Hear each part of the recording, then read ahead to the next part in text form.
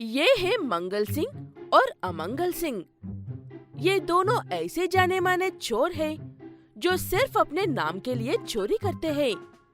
जैसे कि अगर मंगल ने पिरामिड चोरी किया है तो अमंगल आईफिल टावर चोरी करेगा। वैसे तो ये दोनों भाई हैं, लेकिन हमेशा चोरी करने के बारे में एक दूसरे से आगे निकलने की कोशिश करते रहते हैं और दोनों भाइयों में बिल्कुल भी नहीं बनती है। इसलिए पुलिस वालों ने उन दोनों भाइयों को जेल के एक ही सेल में बंद किया है। भाई, मैं ये बात अच्छे से जानता हूँ कि तुम्हारे लिए मेरे साथ इस जेल में रहना किसी सजा की कमी नहीं है और मेरे लिए भी। इसीलिए हम यहाँ से निकलने की कोई प्लान बनाना होगा। पहले बार तुमने कोई ढंग की बात की है भाई। मैं किसी को जानता हूँ जो यहाँ से निकलने में हमारी मदद कर सकता है। जेल के अंदर बहुत घास का मैदान है। वहाँ पर हर रोज झुमुर नाम का एक व्यक्ति अपनी गायें चराने के लिए आता है और बदले में हर रोज वहाँ के इंस्पेक्टर को थोड़ा सा दूध मुफ्त में देता है। ऐसा इंस्पेक्टर को लगता है, लेकिन झुमुर का असली काम चुपके से जेल के कैदियों को बाहर की चीजें लाकर देना और जेल की चीजें ले जाकर बाहर देने वाले काम करता है। अमंगल इसी आदमी की बात कर रहा था। झुमुर, हमें तुम्हारी मदद की जरूरत है इस जेल से बाहर निकलने के लिए। आखिरकार इस जेल के राजा और महाराजा को मेरी जरूरत पड़ ही गई। मैं सिर्फ सामान लाता और ले जाता हूँ। मुझे ये नौटंकी नहीं होगी। इस बार मैं बाहर जाकर बुर्ज खलीफा चुराने वाला हूँ। अगर तुम मेरी मदद करोगे तो आधा खलीफा तुम्हारा होगा। उसके बाद तुम ऐसी लाखों गायों खरीद सकते हो। झुमुर इनाम के बारे में सोचकर खुश होकर उन्हें जेल से बाहर निकलने के लिए मान जाता है और अगले दिन सुबह चुपके से उन्हें एक गाय का कॉस्ट्यूम लाकर देता है। मंगल और अमंगल दोनों उस कॉस्ट्यूम में घुसकर झुमुर की गायों में मिलकर जेल से भाग जाते हैं। बाहर जाने के बाद उनके पास पैसे नहीं थे, इसलिए दोनों भाई मिलकर झुमुर की गायें बेचकर पैसे आपस में बांटकर अपने अपने रास्ते चले जाते हैं। ये बात झुमुर को पता चलने के बाद चोर कमीनों कहीं के, भला ही मुझे जेल भी जाना पड़े, लेकिन मैं तुम्हें नहीं छोड़ूंगा। ये कहते हुए झुमुर इंस्पेक्टर के पास जाकर सारी बात बताता है और एक झूठ कहता है कि दोनों भाई इंस्पेक्टर के ही घर में चोरी करने की कोशिश करने वाले हैं।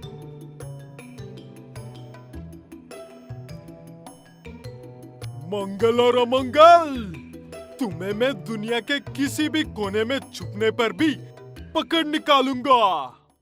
ये कहते हुए इंस्पेक्टर सच में मंगल और अमंगल दोनों को पकड़कर लाकर उनकी सजा बढ़ाकर फिर से उसी सेल में डाल देता है। उस सेल में उनका पुराना दोस्त झुमुर भी था। तुम दोनों बदमाश मेरे ही घर को लूटने चले थे। अब सड़ो इस जेल के सेल में। अब मैं इस जेल को ऐसा बनाऊंगा कि यहाँ से मेरी मर्जी के खिलाफ चींटी भी नहीं जा पाएगी। ये कहकर इंस्पेक्टर वहाँ से चला जाता है। दोनों भाई ये सोचकर परेशान हो रहे थे कि इंस्पेक्टर से ऐसा किसने कहा था कि वो उनके घर को लूटने वाले हैं। इतना जोर मत डालो अपने छोटे से दिमागों पर। मैं ही इंस्पेक्टर साहब से झूठ कहा था ताकि वो तुम्हें पकड़ने में कोई देरी ना करे। ये मेरी गायों की बेचने की सजा है। इस नमूने से मदद लेने का आइडिया तेरा ही था ना कमीने? और उन गायों को बेचने का आइडिया तो तेरा था ना? अच्छा, तो ये तुम्हारा प्लान था। छोड़ूंगा नहीं मैं तुम्हें। ऐसे चूहे बिल्लियों की तरह हमेशा उस सेल में लड़ते ही रहते हैं तीनों। भीमा एक दूध का व्यापार है। दूध बेचकर ही अपना गुजारा करता है। भीमा पिछले 15 साल से दूध का व्यापार कर रहा है, लेकिन उसने आज तक अपने दूध में मिलावट नहीं की है। वो एक बहुत ही अच्छा इंसान है और उसकी पत्नी कीरा भी उसी की तरह है। मैंने सारा दूध निकलकर कैंस में डाल दिया है। तुम जल्दी से जाकर व्यापार करके आ जाओ। आज हमारी बुलबुल का जन्मदिन है। अरे हाँ, मैं तो ये बात भूल ही गया था। मैं आते वक्त एक केक लेकर आऊंगा। ये कहते हुए भीमा अपने व्यापार पर चला जाता है। वैसे बुलबुल उनकी गाय का नाम है। भीमा और कीरा अपनी गाय को घर के सदस्य की तरह समझते हैं। कुछ ही दिन पहले उस गांव में एक डॉक्टर आया था, जो एक व्हीलचेयर पर बैठकर एक एक करके सारे गांव के पालतू जानवरों को इलाज कर रहा था। डॉक्टर साहब, क्या ये इंजेक्शन मेरे गाय को देना जरूरी है? उसे तो कोई बीमारी भी नहीं है। बात हमेशा बीमारी की नहीं होती है दोस्त। कुछ चीजें आने वाले खतरे से बचने के लिए भी होती है। अपनी गाय के लिए केक खरीद रहे भीमा उस डॉक्टर की बातें सुनता है और उसे एक अच्छा इंसान समझकर वहाँ से चला जाता है। असल में वो डॉक्टर जानवरों पर एक्सपेरिमेंट्स कर रहा था, ताकि वो अपने खोए हुए पैर वापस पा सके। इस चक्कर में उसने अब तक लाखों जानवरों की जान ले चुका था। फिर भी उसे अपने पैर वापस पाने की लालच खत्म नहीं हुई। एक दिन ऐसे ही वो पागल डॉक्टर भीमा के घर आता है।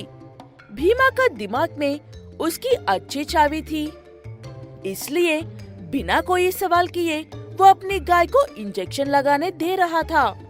लेकिन तभी उसे कीरा रोक लेती है। ये क्या कर रहे हो जी? हमारी बुलबुल तो एकदम ठीक है, फिर उसे ऐसे इंजेक्शन क्यों लगा रहे हो? ये भविष्य में होने वाली बीमारियों से बचने के लिए है कीरा। तुम चिंता मत करो, ये डॉक्टर साहब अच्छे इंसान है। ये कहते हुए भीमा अपने ही हाथों से अपनी गाय को बर्बाद करने लगता है। वो डॉक्टर उसे इंजेक्शन देकर वहाँ से चला जाता है। उसके थोड़ी देर बाद बिल्कुल की आंखें नीली हो जाती है और अजीब सी हरकतें करने लगती है। आपने तो कहा था कुछ नहीं होगा, फिर बुलबुल ऐसा बर्ताव क्यों कर रही है? तुम चिंता मत करो कीरा, मैं अभी जाकर उस डॉक्टर को पकड़ कर लाता हूँ। ये कहते हुए भीमा जाकर उस डॉक्टर को पकड़कर लेकर आता है, लेकिन तब तक बुलबुल मर चुकी थी। बाकी गायों की तरह डॉक्टर उनके नुकसान की भरपाई करने की बात करता है, लेकिन भीमा और कीरा उन्हें उनकी बुलबुल ही वापस चाहिए कहकर जिद पर बैठते हैं। तुम लोग इतने जिद कर रहे हो तो मेरे पास एक मशीन है। तुम्हें तुम्हारी बुलबुल मिल सकती है, लेकिन तुम में से किसी एक को अपना आधा शरीर खोना पड़ेगा। बिना सोचे दोनों डॉक्टर की बात से सहमत होते हैं और अपनी गाय को लेकर लैब में जाते हैं।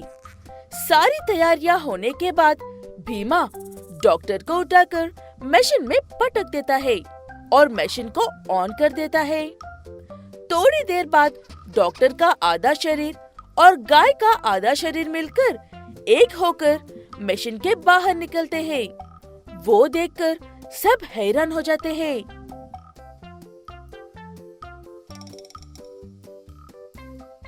ये तुमने क्या किया मेरे साथ? हम कुछ नहीं किया है मिल्कमैन। तुम्हें मासूम जानवरों पर अत्याचार करने की सही सजा मिली है।